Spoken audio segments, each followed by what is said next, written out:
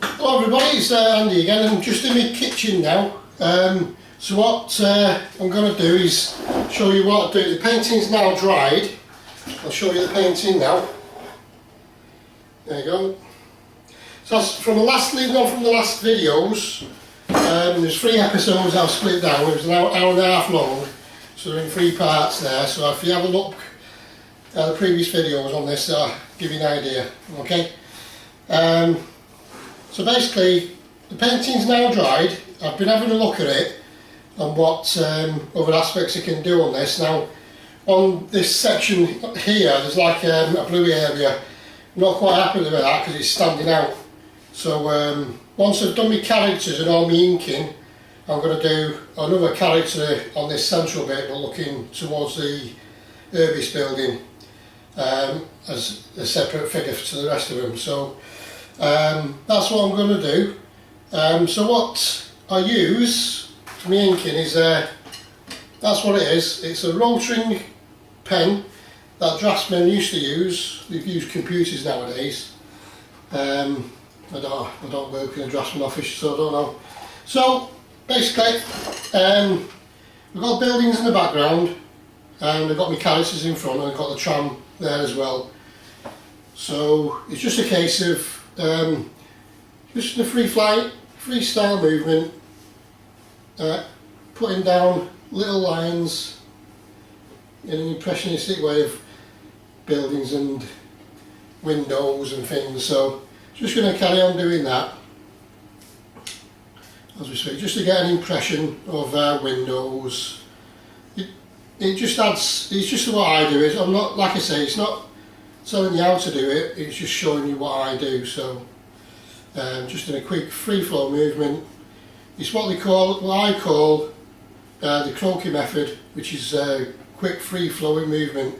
You don't have to think about it, you just place it down like an automatic way, really, whatever you feels necessary. Just little flicks here and there. All this for you. So it's just a case of seeing what you're doing on these buildings. It kind of lets the buildings stand out a bit as well.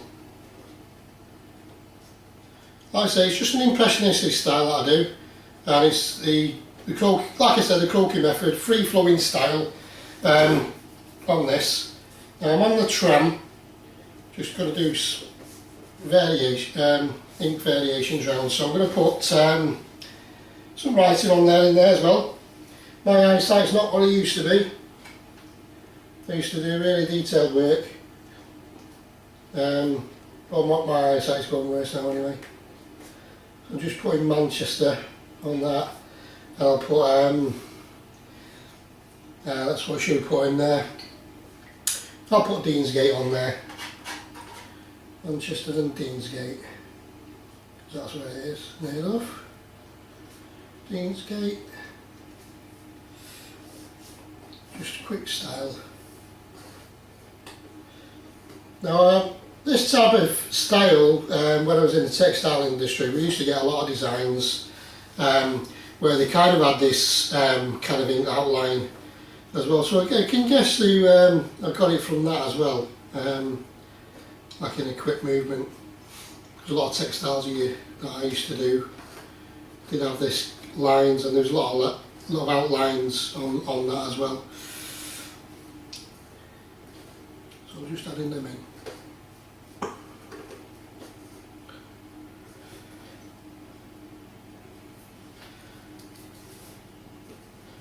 Just quickly moving across there. Like I say, it doesn't have to be accurate, and that's all the part of enjoyment of the art. It's just taking whatever takes your fancy in at the time and just adding it in a free flowing style. Right, so I've done a quick outlines on the tram, put some Manchester wording on the tram. So I've got Manchester and Deansgate. Just a quick outline of a figure on these in these windows. There's all these people in there getting on the transport to and from work. Like I say, it doesn't have to be accurate, it's free flowing style that you do. There. So I'm quite happy with that. So I'm going to start my characters now. Like I say, it's going to be a short video this, because they do take quite quickly to draw these really. And it's just feeling what's good for each bit of paint that I apply down in a freestyle. In a free moving style, and it's kind of building it and working on it and letting the character emerge from the paint as you're doing it. And that's what I mean by emerging from the paint, by just quickly doing in a croquis method in a free movement. Just with and each character becomes different then. Because if you're thinking about it, you kind of like worrying, you know, like this one here, there's a big flick of paint there, I can turn that into a nose. So that's fine.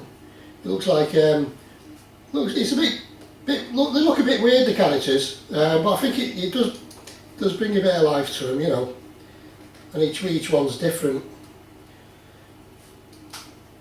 It's not in the same, done in the same way, you know.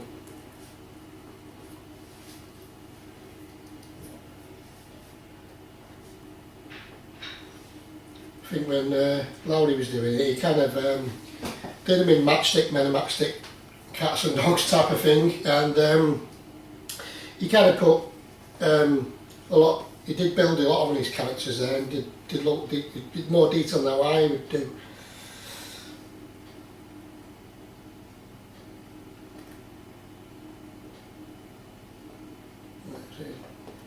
There's some weird looking faces coming out of this now.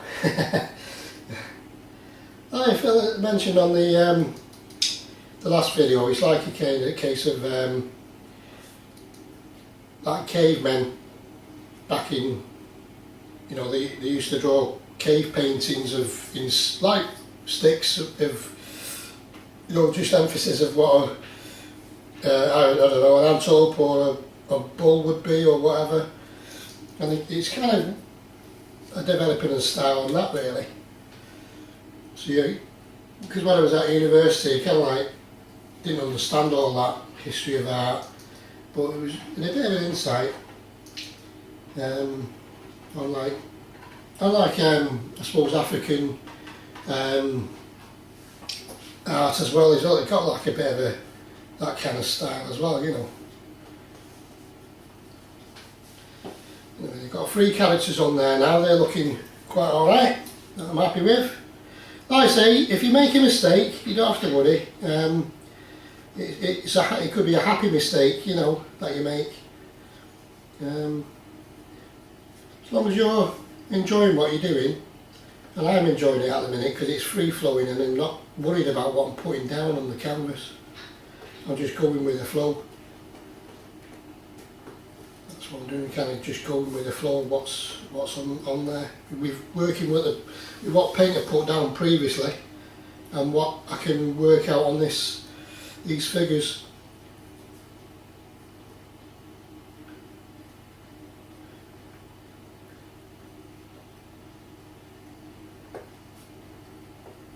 I suppose in a way like Lowry was like a bit of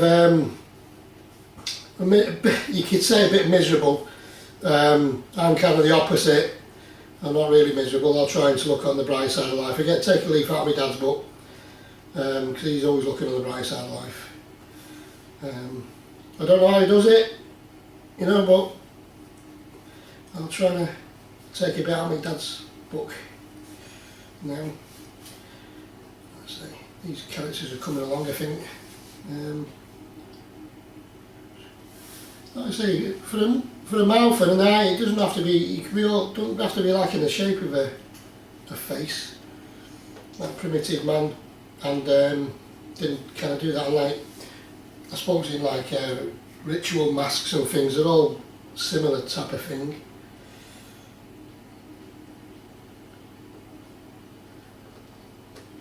Well, it kind of brings what I'm doing. It kind of brings the paint to life and the on this in a way. It's each character is different. There's no one person the same in the world on this one. and my characters are all different as well. So I probably won't be able to draw the same character again.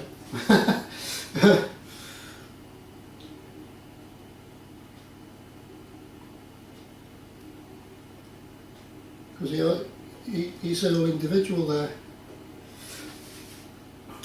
Now, I think when Lowry was doing his paintings, he used to kind of ridicule the disabled and the downtrodden. That's not why I do. I don't ridicule anybody. It's not fair. It's not right. Like I say, everybody's got disabilities. You know, it's just, you know. So it's this.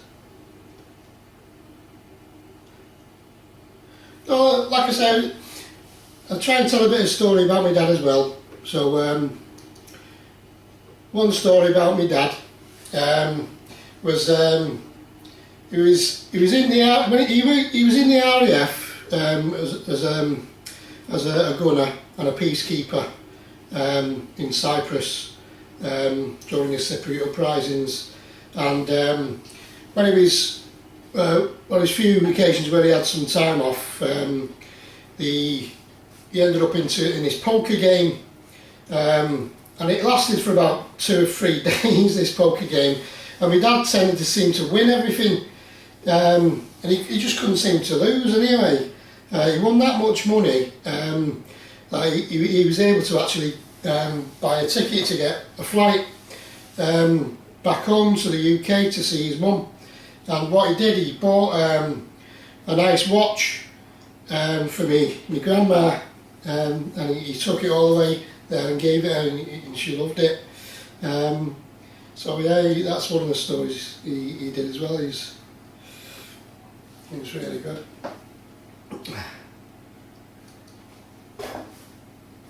I say, thinking another time he told me, it was like, this was a bit weird, I think in the RAF there was like doing like a type of seance type of thing with like a Ouija board. They tried that, and anyway, bloody was doing the Ouija board, and the bloody I think it was a glass in the middle. Not quite sure what it was doing, but this glass was pushing towards him, and I thought, what, the guys are taking the piss, you know. Anyway, he wasn't, and the table flipped over, and he said he'd shit himself. So he said, don't bloody touch them again. Bloody Ouija boards.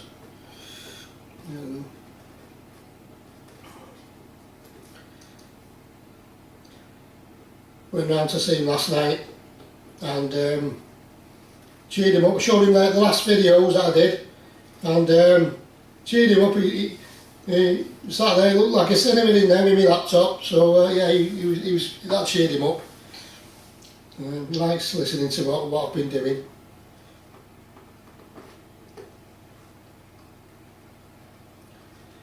These characters are coming on nicely now, I think. Like I say, there's not one character the same on there, and I don't think I'll be able to draw them like again, you know.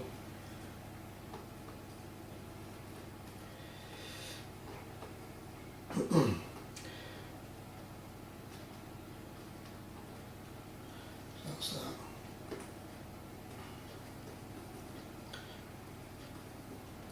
Some of them characters there. Got some bits of trainers on the bottom of them as well, and emphasising that. Right, so yeah, I'm quite happy with that so far, yeah. But like I say, I'm going to have a go at doing this bit of an area here, I'll show you now. So that bit of an area there stands out to me as your eyes are being drawn to it. So when I was doing the painting, because I was talking and everything, kind of wasn't really concentrating a lot. Before I put a bit of the rails where the tram goes across, so I'm just going to build something in here, and I think, like I said before, I'm going to do a character but looking towards the Urbis building. So I'm going to mix a few different colours up on here. I'm going to get a bit of red. bit of blue, bit of red and bit of blue on there. That's that. And put a bit of the palette down with some colours can mix up in that. As I say, it's just, doesn't have to be perfect, it's just little blobs of colour, because I want to get like I think I'll try and create this character. Let's have a look, let's get a colour mixed up. What I think is going to be right in there. I'm wanting to kind of stand out, so from the rest of the characters I think. And I'm going to have him just kind of there, like a bit of a shadow. A different bit there. I'll give him some blue jeans on, I think. Because this one stands out. Looking that way. So he's looking that way. The rest of them are all milling about, doing their own thing, but this character's just staring at the Urbis building, I think. So he's looking back, so it's not just something simple there. Yeah. Right, I think I'll put a bit more colour on it as well, on the grounds in some areas. Just little flicks, just to highlight some areas I think, just to do that. And I think I'll get a bit more yellow on it as well, so there's a bit more reds coming in there I think, this time.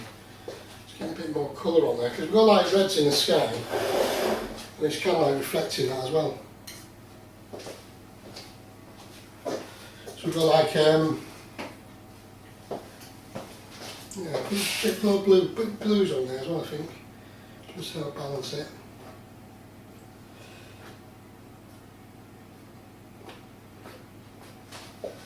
Get some colours in that way there. Right, so I'll put a bit of white in on here as if there was like, like the white lines that you see down the road as well. So I'll get a bit of that in there. Not too white. Mix it up a tiny bit. So little tiny flicks, just an emphasis of the white lines, the giveaway signs and that, so there's a little bit there I think.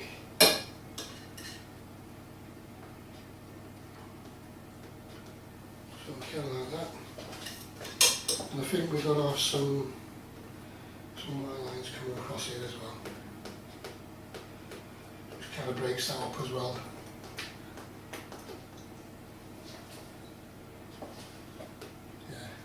So it's kind of like having a bit more detailing on that.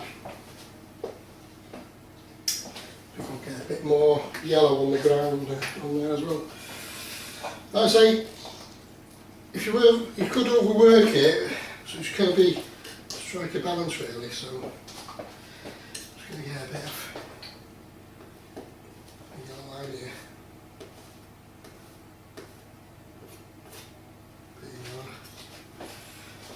Sometimes I'd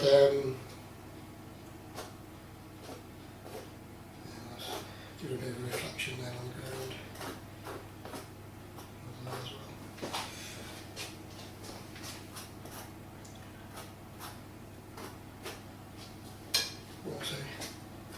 Just kind of gauge what you think might look like, because that blue was standing out a bit too much on there. Just give it a bit.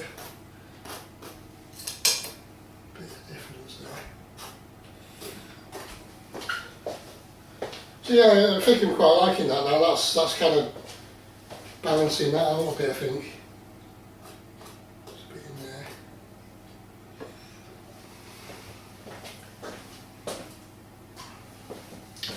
I think they use a bit of highlight on there, that new character. Just kind of standing out a bit.